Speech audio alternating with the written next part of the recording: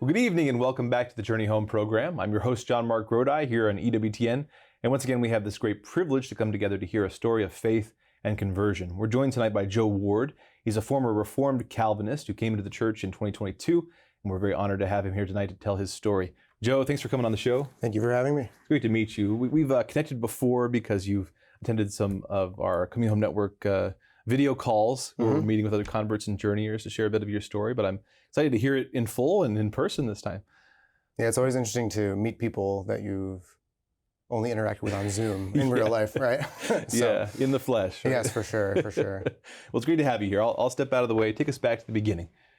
So the beginning, I think the first point to make is kind of an arc in the whole story, is that I am the oldest of 5 adopted kids, all independently adopted.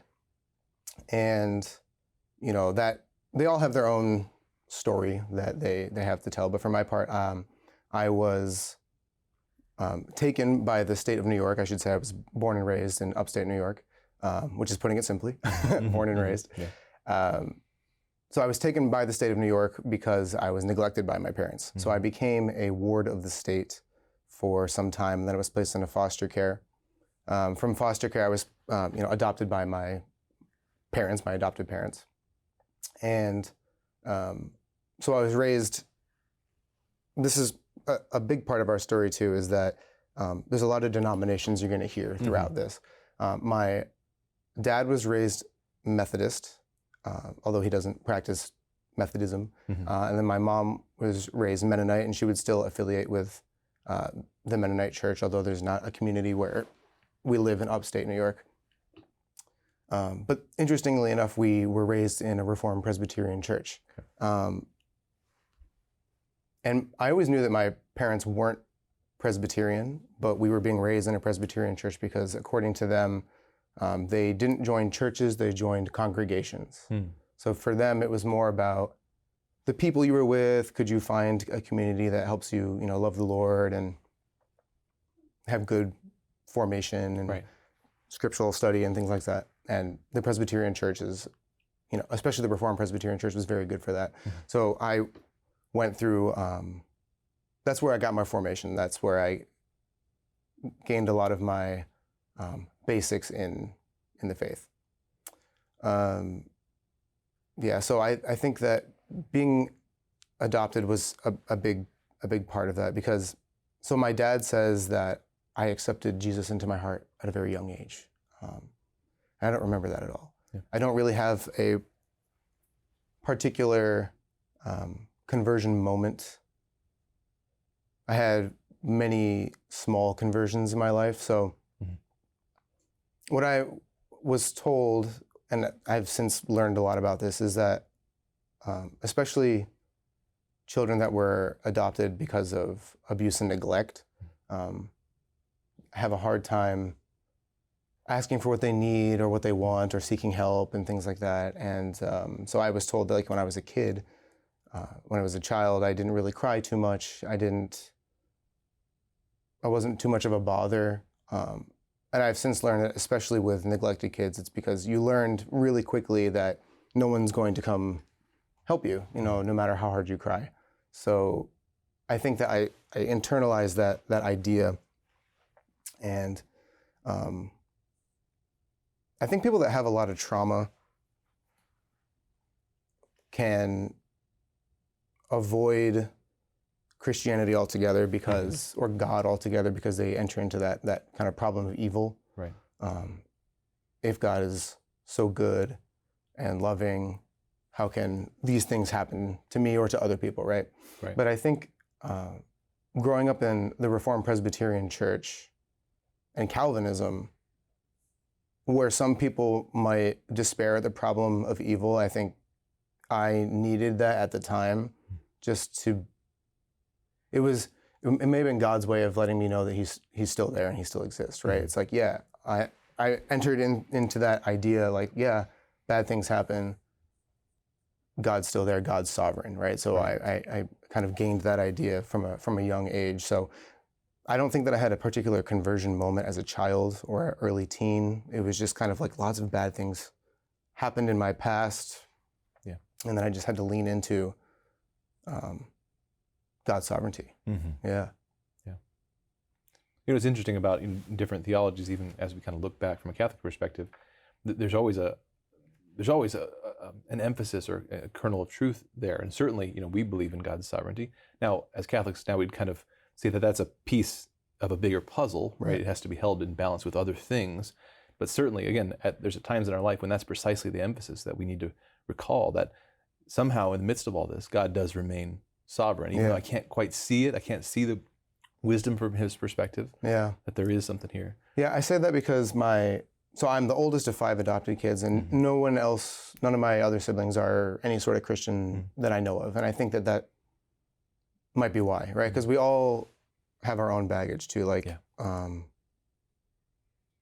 you know, on top of all of us coming from different areas and having, you know, our own backgrounds too. Like when I was in maybe 4th or 5th grade too, I also had like some homosexuals abuse, right? For a brief period of time. But like, I think just when bad things happen to you, you as a child have to find ways to reconcile them. And I think a lot of people will just say, the world is bad.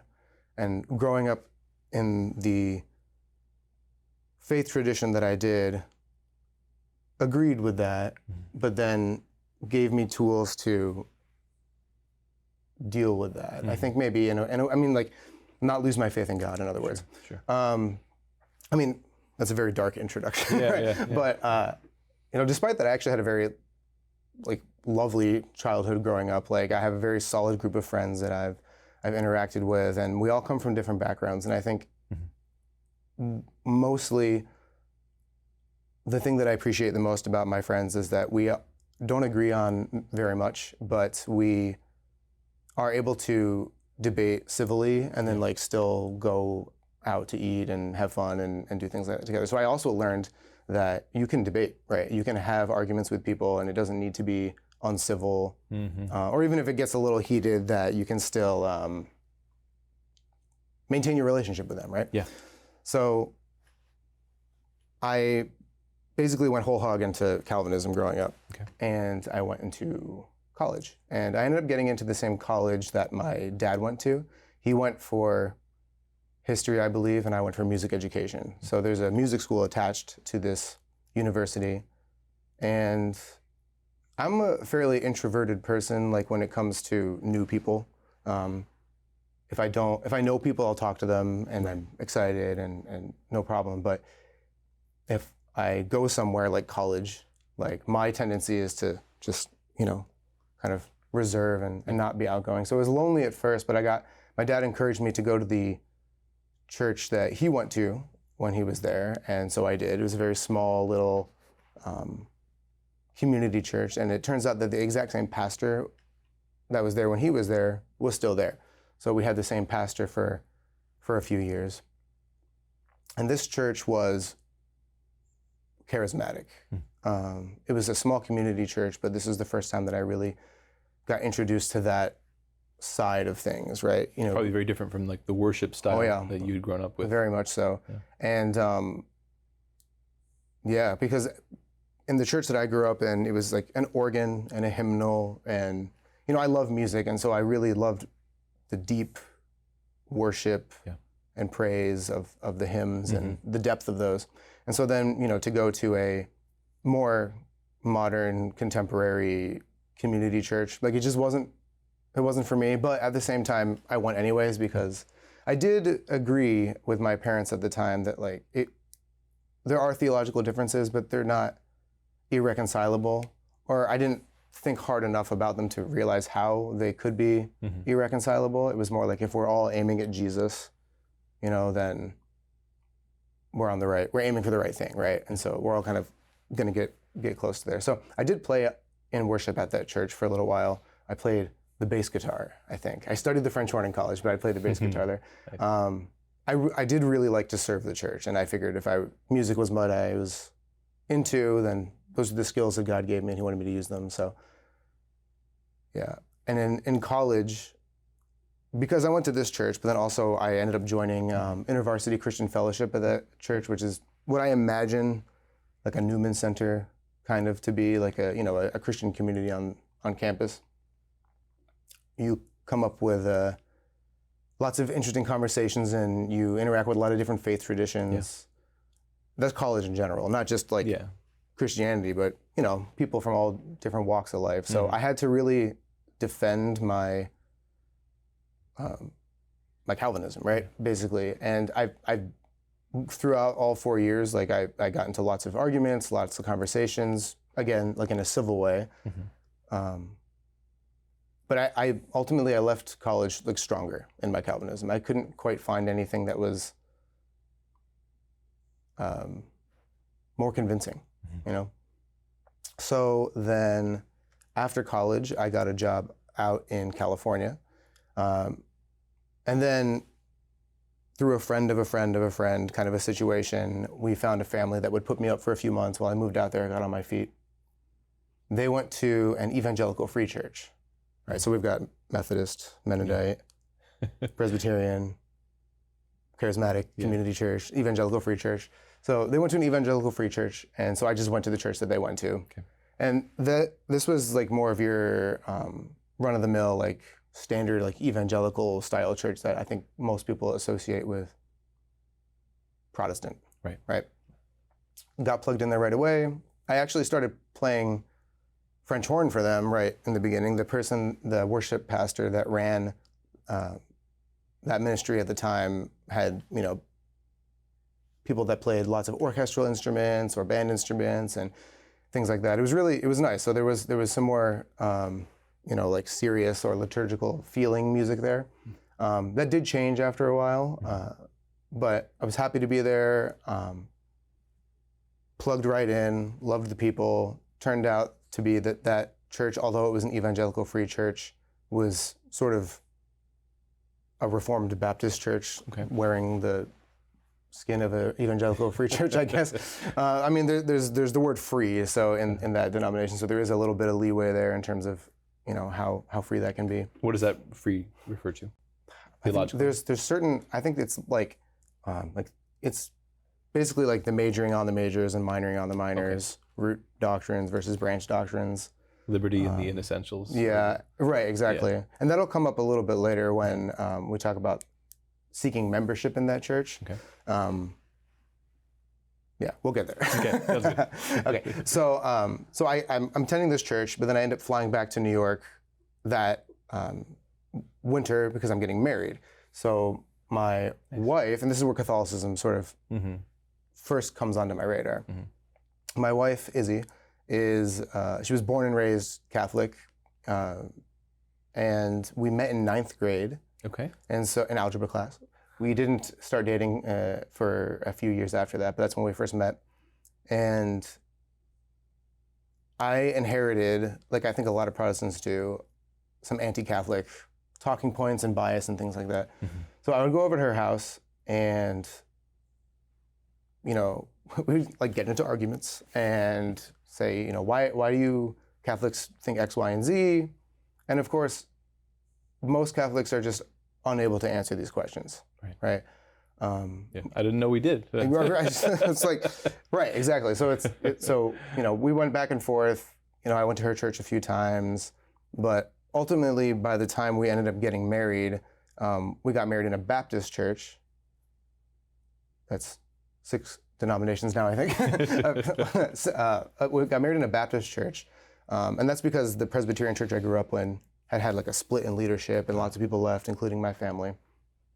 So we got married in the Baptist church, and I had basically convinced her to not be Catholic anymore, right? So we had been married without any priest, with no co-celebration or anything like that. It was just a strictly Protestant marriage, I suppose. And that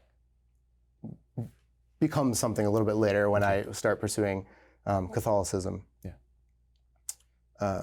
So we flew back. Actually, we drove back. We drove to California from New York, and we just plugged into this church. We loved this church. We were there for 7-8 years. I think something that the Protestant churches do really well, especially this church, was their small groups. You know, we got plugged into this small group that was led by the worship pastor that I had mentioned before. Him and his wife started a small group. And we were part of that with a bunch of other young couples, and we, you know, grew together over the years, went through different things. We went through the Bible in a year, which is really formative. It was very helpful. It was kind of like driving across the country from New York to California. Like, I feel like you get this sense of how vast and how deep, right? To get a full picture. And great to experience that with a small group of people too. That just the experience of that, to have gone through that with people. And to all have different questions too, you know. And we did the chronological Bible in a year. It was the New Living Translation, if I remember correctly. So it just helped, you know, like just to become aware of where things are in the Bible too, because like I said, I grew up Protestant, and in the Presbyterian church, like scripture, huge, you know what I mean? Like long sermons. So I felt like I had a certain base level of scriptural understanding that my wife just didn't have. And so going through, she'll say this too, that was such a pivotal moment for her in her own personal conversion, and growth in learning about the Bible. So, you know, like life happens, some couples move, some couples have babies, you know, we went through life together for a long time, service, you know, trials and hardships together, wrestling with different beliefs, and it was all very good, and I loved it, you know, and I felt that I was always able to ask and answer questions and be a little combative. I feel like that's kind of a theme there. I just love arguing with people. It gets me in trouble sometimes. But so that was huge for us, just getting plugged into that community. We grew and we grew and we grew. Let me think for a second here. Well, one thing I was going to ask is, you know, just in terms of that evangelical free, what did you say it was wearing those clothes? But what was theologically? It was more Reformed. Yeah, I would say like from the pulpit. Well, to be fair, when we first got to the church, there was a certain pastor. Okay. And then soon after we started attending, he had left, and we had gotten a new pastor. And actually, in the interim, we had a few different visiting pastors, and during that time, we had tried going to a few other churches in the area. And the thing so we're in the Bay Area of California, and there's no shortage of churches, and they all are very different from each other, right? So ultimately, we ended up back where we started, and the pastor that became the executive pastor was very Calvinist, like the 5 points full on, like total depravity, you know, unconditional election, limited atonement, all of those points came through in the sermons. If you would for a moment, again, for those who aren't familiar with it, maybe just give us just a brief summary of what does Reformed Calvinism look like? I see. And then at that time, you know, how did you, because you'd been fighting these battles and defending that theology for a long time. What's a brief overview of that? And then how did you see yourself in relationship to all these other denominations? Right. Yeah. So I think the main points that I think would be in contention are like perseverance of the saints, which is the P in TULIP. So there's this acronym TULIP, which sort of encompasses those 5 points. That one I think was really big, which basically means like once saved, always saved. You can't lose your salvation if you're one of the elect. The first one, T, total depravity, which is just like, which I alluded to earlier in the beginning of my story, is like, I came to realize really quickly that, at least my understanding at the time was like, people are bad, the world is bad, and any grace that we get from God is totally unmerited. Which, you know, like there's obviously kernels of truth here, right? But it's there are no good people. Like there are no righteous, no, not one, right? It's a common phrase that gets thrown around a lot. Yeah, we'd certainly agree with the the preeminence of grace. Yes. It's more about the mechanics of grace. You look out there in the world, how or whether you see God working in other people's lives. Right. Well, I would say Calvinism is a lot more deterministic. Like that's a key thing. Like you have nothing to do with it. Like it's all God all the time. If you do any good works outside of grace, they're not really good works. Like you're totally incapable on your own of doing anything righteous. Yeah. Real emphasis on God's sovereignty. Yes. Really. And our sinfulness. Yeah. Right. Yeah. And so I think that I came, especially in college, I came to interact with like charismatics and people that just didn't think that way. People that, the biggest one I think is the people that thought you could lose your salvation. Because to me, as a Calvinist, I was like, that is impossible. There's no way. Once saved, always saved. So the church that we were going to was basically confirming all of those things. So I was fairly comfortable being there theologically, and then we had a shift in worship pastors to a more contemporary style worship. So once again, I started playing like guitar and bass and things like that, and I got kind of pigeonholed into playing the electric guitar, which was fun. I got all the cool like solos and things like that in all of our songs. It did free up the previous worship pastor who was running our small group to enter into more of like a mentorship, discipleship role where he had, men and young guys like us that he would meet with one-on-one and, grow in what does it mean to be a Christian man and things like that. So that was really good. I had started meeting with him one-on-one there and growing in that way. So that was also very helpful for me.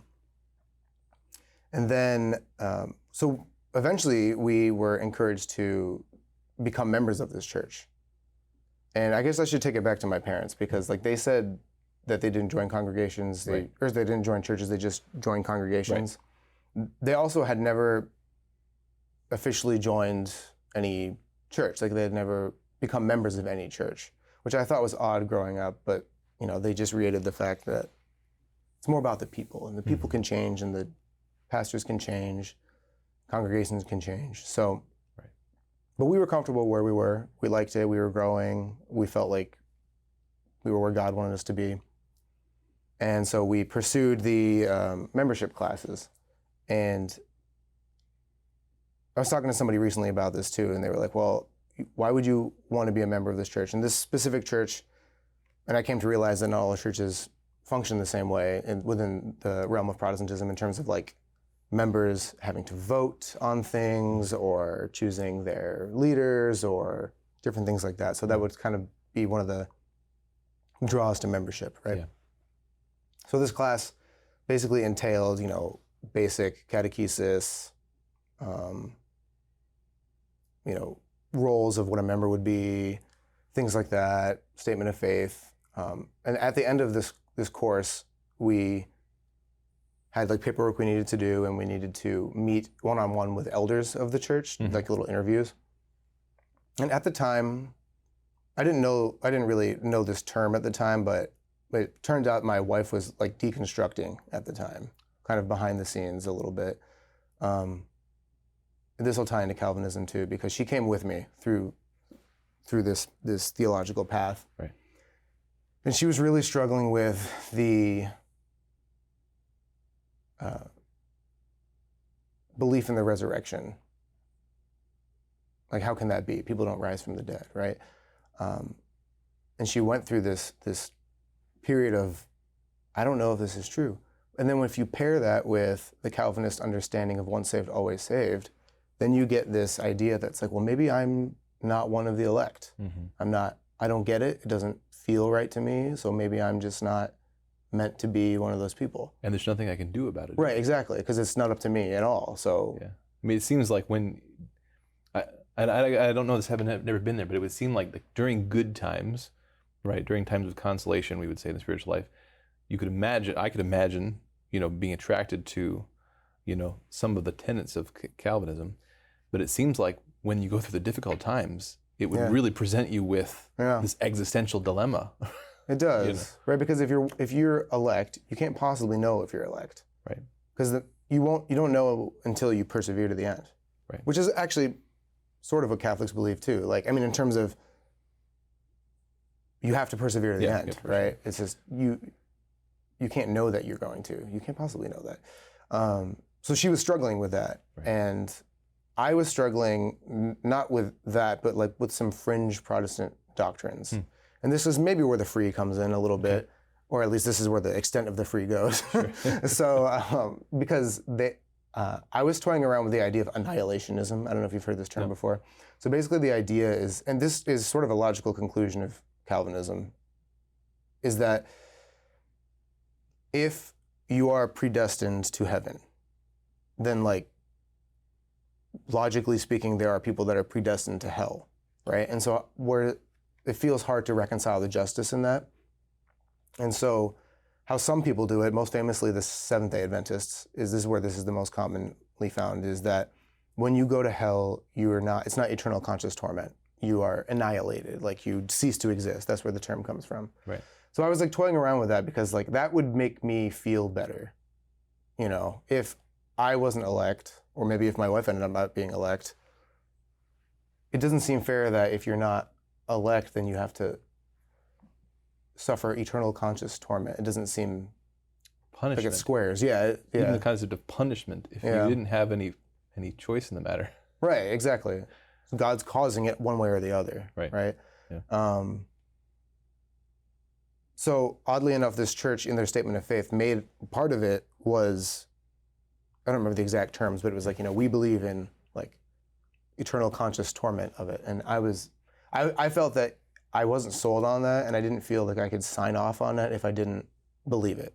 Like I know there are people out there that I've interacted with, I will just sign it and then, not really think too much about it. And I'm sure that a lot of people out there are members of churches and they're not totally sure of what the statement of faith is that their church espouses. But what came from that meeting was that after I met with an elder and my wife met with an elder, they, as an elder board, had determined that at that point, she and I should not continue seeking membership in the church. That didn't mean we couldn't continue to go. It's just that they would want the people that are voting and doing the things to be on the same theological, believe the same things, which makes sense. But that was the point where my wife and I realized that we should start looking for another church. And I didn't know what that looked like exactly. So I started... Well, let's take a little break there. Okay. And then we'll come back and pick it up at this little crossroads that you find yourselves at. Okay. So we'll be back in just a couple minutes to hear the rest of Joe's story and what led him home to the Catholic Church. I wanted to point out also that if you go to chnetwork.org/story, there's a written version of Joe's testimony. It's entitled "Dressed Down by 3 Pastors for Investigating Catholicism." I don't think we've gotten to that part of the story yet. We'll get there. But you can check that out and share that. And while you're there, there's a whole archive of conversion stories from every conceivable background. So check that out at chnetwork.org/story. In the meantime, we'll be back in just a couple minutes to hear the rest of Joe's story. See you then.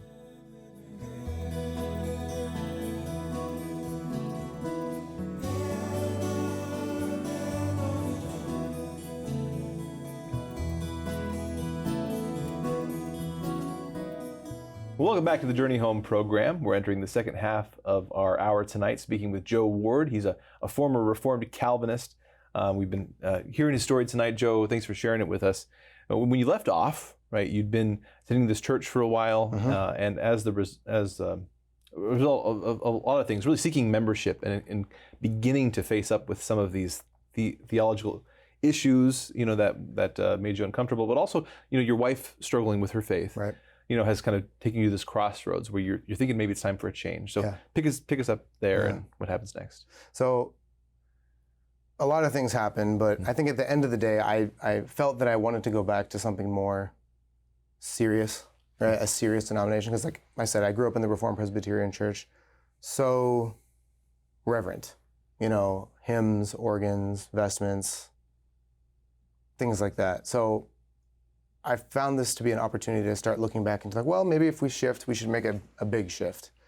So the Presbyterian Church was on my radar as well. I was looking into Lutherans, Anglicans, and then like for some reason, and I don't know why, I've thought about it a million times, the thought just occurred to me, like, what about the Catholic Church? And I didn't like that I liked that. Like the idea was attractive to me for some reason, I don't know why, and it was really frightening to me. And it caused me to do something that I've never done before. Like I said, as an introvert kind of before, I'd have a hard time asking for help or prayer or things like that. I wrote out one of those, there's churches called them different things, but our church called them connection cards. It was like a way to poll or prayer requests or things like that. They were just in the pew in front of us. And so I filled one out, and I filled it out anonymously. I just wrote it down that, I don't remember the exact words. It was something to the effect of like, I'm really struggling and I feel a strong pull to the Catholic Church. Would you please pray that God's will be done? Not, I don't want to be Catholic, not, whatever. Because I was already planning on leaving this church anyways too. So not like that I want to stay here, just that God's will be done. Because I'm in a crossroads right now, and this church has snuck its way in there somehow. Yeah. And so it must have been maybe a week later, because I know that they collect them all and they go through the prayers and they pray. They, as a pastoral council, they pray for everybody's prayer requests, right? So it must have been a week later that I got a text from that worship pastor that I had been meeting with as a mentor.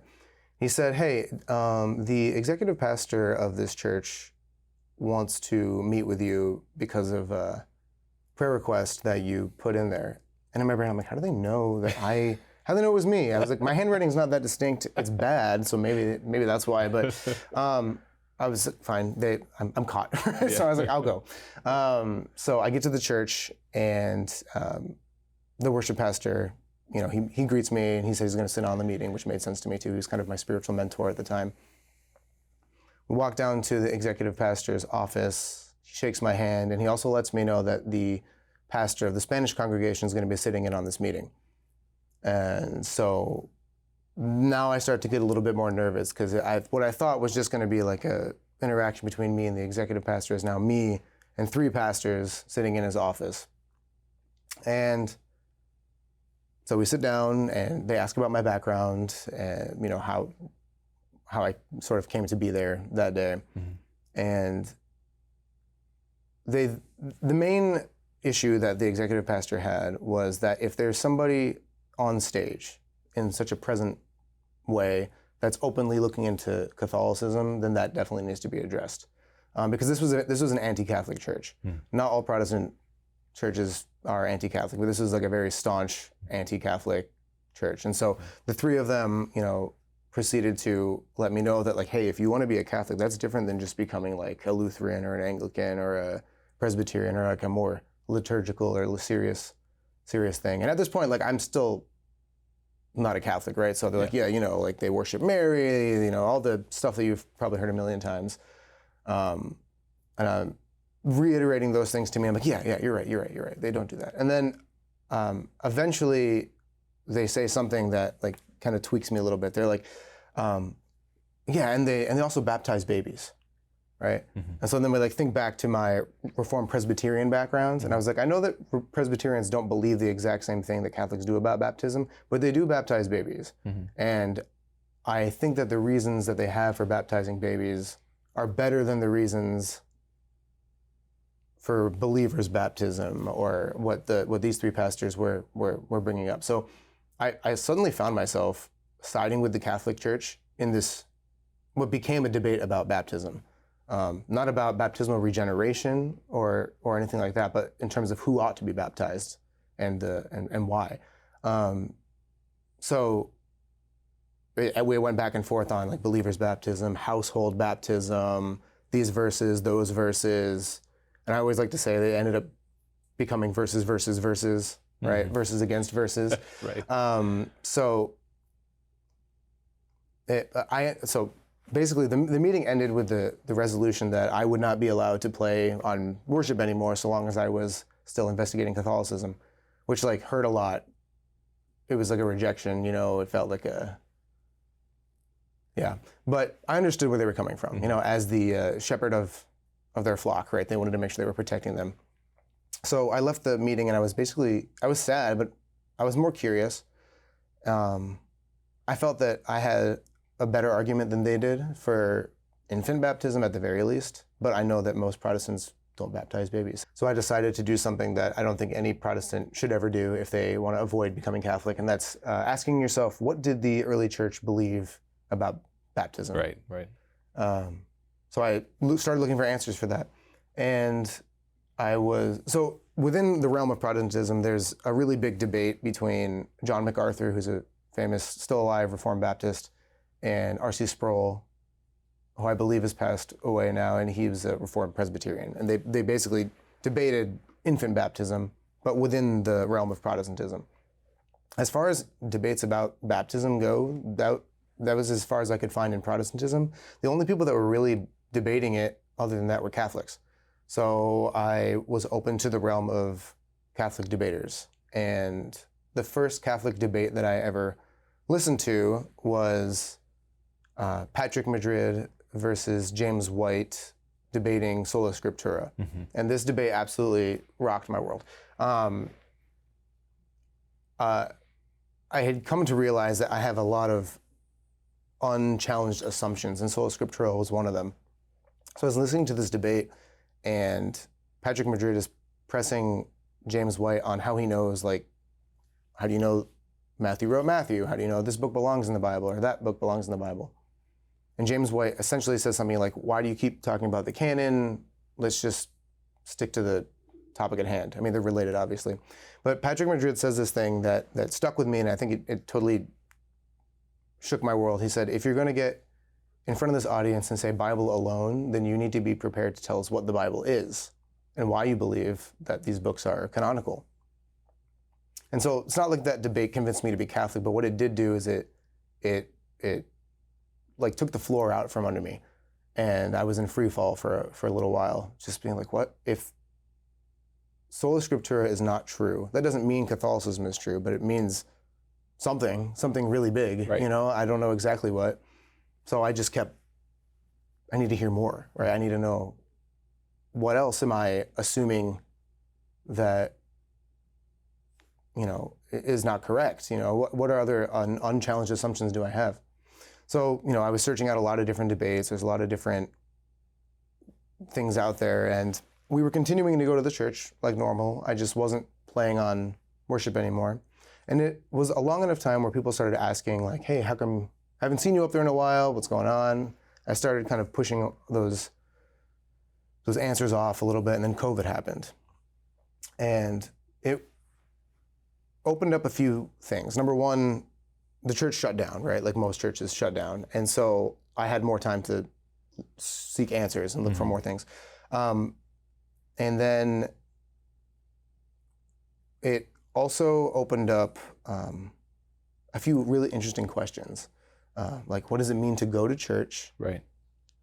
And I'll talk a little bit more about that, but I wanted to go back to the resources that I found, because there was so much space that opened up for me to just look for things. Like, yeah, there's debates, and debates are great because you can see ideas come up against each other, and then you can evaluate them. I love that about debates. You can definitely have your mind changed by debates, no matter what people say. But there's so many other resources. I found the Coming Home Network. This was massive to me because there was the Coming Home Network introduced me to the early church. And there was a series or a conference, I believe it was called Deep in History. Yeah. Mm-hmm. And I devoured all of that. There was one particular talk by William Marshner that's called How Did We Know the Early Church? And that was when I was introduced to Irenaeus or Ignatius and Polycarp and Clement. And I was like, there's this whole church that I never knew existed. Yeah. You know, just to find out what the early church believed and what they were, and they weren't Reformed Calvinists, it turned out, you know. So there was that. Then there was other resources like Ascension Presents and Father Mike Schmitz. He was the one that opened up my ideas about how grace is something that you can have more and less, and it's not just a one-time deal. Different resources like Pints with Aquinas. I've actually asked quite a handful of questions on that show. So if you like go back and listen to some of the Q&As, like I'm thinking like you'll hear my name. It'll be, I think I want to say Father Vincent Lampert answered one of my questions. Scott Hahn answered one of them. Peter Kreeft answered one of them. So go back and if you listen carefully, you'll find me. I'm there. This is during my time. But the one resource that really, really, really was pivotal, absolutely pivotal to me, was the newly started series called On the Journey with Matt and Ken. Now it's Matt and Ken and Kenny. Mm-hmm. It had just started when it had just started when I was like looking into answering some questions about Catholicism. And I feel like every single week I would listen to an episode, and then I felt like I was a kid again where I had to wait a whole week for another episode to come out. So I would just listen to the same episode over and over again. And so it kept going and going and going. And I feel like they came from the Protestant background. They spoke the same language that I did. And just sort of, I really feel like they accompanied me through every difficulty I had or any question that I had. Or it really wasn't so much of a difficulty or a question. It was more like I need to reevaluate the things that I think about Catholicism. Mm-hmm. I realized that if something like Sola Scriptura wasn't true, then I need to just reevaluate and drop my preconceived notions about like Mary or, praying to the saints or things like that. So I went through that. I feel like they took me by the hand and walked me through that. And look, a preview of that is episode 1, I was Protestant. Episode 94, I was a Catholic. It was amazing. I was, yeah. So. Yeah, and just real quick before you go on, two of those resources that you mentioned, the Deep in History conference talks, those conferences ran for about 10 years. They were hosted by the Coming Home Network, and they covered different periods of church history.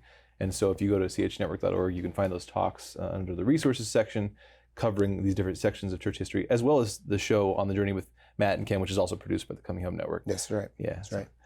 It was amazing. So, so we were talking about how COVID brought to light a few different questions. Yeah. And not to spend a lot of time on it, but what does it mean to go to church?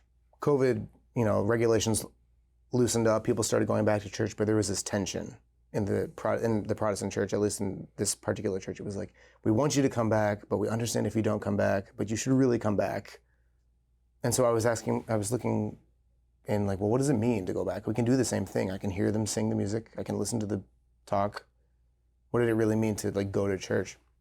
And I asked myself that question again, which is like, what did the early church do when they went to church? Like, what did that mean? And then this is where like my hunger for the Eucharist just like exploded, right? Once I came to realize that was the focal point of the gathering of the church, was to partake of the Eucharist. It just like I couldn't not see it anymore. It's like once you see it, then you look in the Bible and you're just like, oh my gosh, it's everywhere. Like it's pervasive. It's not one of those inessentials. No, right? Exactly. This is either really, really, really, really right or really, really not. That's right. It can't be somewhere in the middle. That's right. You have to, yeah. And so what ended up happening was we attended one of the first in-person services that our church had. And like I said, I wasn't ready to be Catholic at the time, but they were trying to do communion. And when you walk into the church, there's usually like a table that has like donuts and coffee and stuff, and then you can go into the church. We walked in this time and it was like these trays that held the communion elements, right? So it was like, like a little wafer and a little juice. I'm sure you've seen them before. They're kind of like packaged as one little snack pack, I guess. And the reason I say it that way is because it felt that irreverent. We walked in, my first thought was literally like, why are they using the communion trays for snacks? Because that's where the snacks go. And there was like some on the floor, there was some on the table, and we were just supposed to get them and go in. And I get that they were trying to make communion happen, but it was just so clear to me that they just did not think the same thing that I now had come to think. And that's when I had determined like, this is wrong. I need to go where the Eucharist is, where it is, and so I had to figure out where that was. And there are other teachings out there that are peculiar, seeming, like the Marian dogmas is probably the most common one that comes up. But I came to realize through reading and listening to debates and sort of reevaluating my view on like ecclesiology, like what is the church? What does it mean to go to church? But what is the church in and of itself? And it's like a visible hierarchical structure established by Jesus. You know, it's an actual thing. It's not just like these people over here gathered together are the church, or those people gathered together over there in Jesus' name are the church. It's like there's a tangible structure that is the church, and it's the Catholic Church, right? So I made the decision. I told my wife, I was like, do you want to become Catholic again? She was like, no, I don't want to become Catholic again. But she followed me anyways. And I have listened to a lot of these stories, and every time I reflect on it, I realize how much of a grace that is. Yeah. I cannot imagine, because I already have a fear of abandonment from my background. Like I already have like a hard time with people rejecting me, at how terrible that is for other people and how that would have been for me. But she was like, okay, if you feel like God, she felt that God was telling me to do this. Right. And so I consulted the internet. I was like, okay, I need a church. I need a Catholic church near me that is alive, because my impression of Catholic churches were not good. They were bland and not good. And we had just had my son, and I needed to have something that I could raise him up in. So somebody suggested Our Lady of Peace in Santa Clara. Shout out Father Brian. I went to that mass with my wife on a Saturday, and I left, and I immediately emailed Father Brian and was like, I need to become Catholic. Let's meet. And he accompanied us through it. We went through all of our convalidation, because remember, my wife was raised Catholic, but she was married to me not in the Catholic Church. So we had to go through that recognition of our marriage by the Catholic Church. Basically, what ended up happening was I received my First Communion, convalidation, and then we also had my son baptized, all in like one event in the little convent chapel there at Our Lady of Peace on February 19th, 2022. And we've been practicing Catholics ever since. And I say practicing because we're working on it. You know? Yeah. But it was really hard. As things opened up through the end of the pandemic, people started asking questions like, hey, I haven't seen you in church. What have you been up to? And it slowly came out that we had become Catholic. And that's when like everything dropped from us. Like we lost friends. We lost this community that we'd had for like a really long time. Yeah. That worship pastor that I had been mentored by effectively told me like how disappointed he was in me. You know, he's worried for like my eternal soul, things like that. And which for me in particular was very hard to hear. But, I'm comforted by a verse.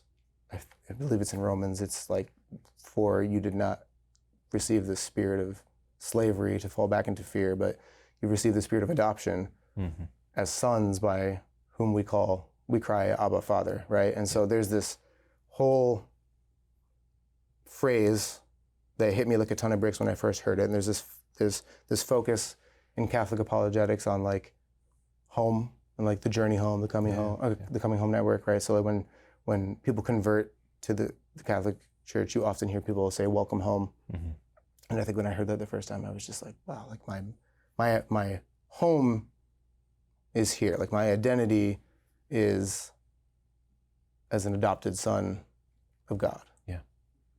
We've got about 5 minutes left, Joe. And one thing I wanted to circle back around on, now that you've kind of gotten to the end of the story, at least the current, the journey continues, as you said, of course. We're still practicing. But, just talk a little bit about, there's the specific doctrines, right? And you worked through some of those, and that was part of it. But the worldview shift, the paradigm shift between Calvinism, Reformed Calvinism, and Catholicism. What has characterized that shift in terms of your thinking and your experience? Because again, not just what you believe, but how the faith actually is carried out. What do you do? I feel like God loves me, you know? And I feel like under Calvinism, I don't know if he does or not.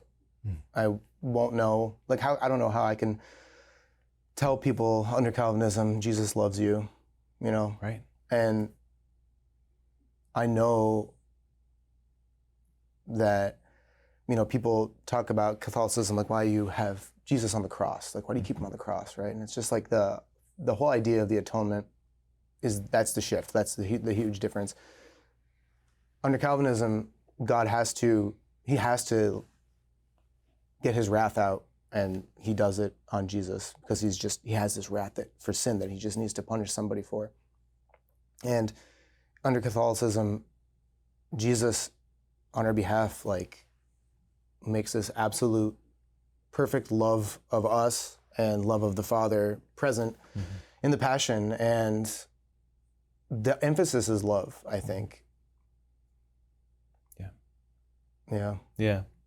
You know, another sort of, an irony there, right, is that Catholics are sometimes told, well, you know, because you can lose your salvation, right? Don't you go through life nervous and anxious, and scrupulous, whatever. But the opposite occurs, doesn't it? It really does. Talk about that for a moment. It really does. So, like, I think under Calvinism, you go through life anxious because you sin. Like, everybody sins, and you have to wrestle with this. Well, if I was elect, would I really be sinning, or am I actually saved? I've gone through this period of time, like we all do, where I've just like I feel like I've been far away from God. It's kind of funny. Like Calvinism tries to get rid of a lot of like the feelings aspect of it. It criticizes a lot of that, but so much of your security internally is based on feeling. Like, do I feel like I'm close to God? Whereas under Catholicism, it's much more objective in a certain way. It's like, I have confessed my sins. I have a contrite heart. I want to stop sinning. And, you know, God wills the salvation of all men, right? So I can be more assured that God is interested in my salvation as a Catholic than under Calvinism. Yeah, you can be sure of his love, and for sure. And it's not about your works. It's ultimate. It puts grace in the preeminent spot, because that's what the sacraments are about. They're not about things that we're doing. Yeah. You know, we just say yes to God's invitation, but it's all about, you know, showing up to his invitation to these moments of grace. You know, and they're objective and they're visible and they're clear. Yeah. You know, so that you can leave the uncertainty and know, you know, this is what Christ has called me to do. And so I just have to say yes and accept that. Exactly. Yeah. Yes. That's exactly right. Beautiful thing. Okay, well, we've got, you know, again, with a minute left here before we go, if there's someone, you know, coming from a similar background, you know, maybe at one of those places you were in the journey of having encountered something that's really made them think and question, you know, give them a word of encouragement to continue the journey. Be open to what God has in store for you, and if you feel like you're being drawn, let yourself be drawn and follow it, and look at all those resources that I mentioned. There's more even since I've become Catholic that have just exploded out there. Awesome. Well, thank you so much, Joe, for sharing your story. Of course. Contributing to that body of resources. I mean, what a great time we live in. You know, there's blessings and curses when it comes to the modern information, media, and technology, but there are blessings, right? We have the great graces of having resources. You know, here we have InterVarsity and the many great shows and resources produced there. A couple more, again, that were mentioned on the show today. That even history conferences, you can find those at chnetwork.org, as well as the show On the Journey with Matt, Ken, and Kenny, which is two former pastors and a former Methodist, all talking through the apologetics, through the questions that they wrestled through in their own journey. So check those out at chnetwork.org. In the meantime, we'll be back again next week with another story. Let's be praying for each other. God bless.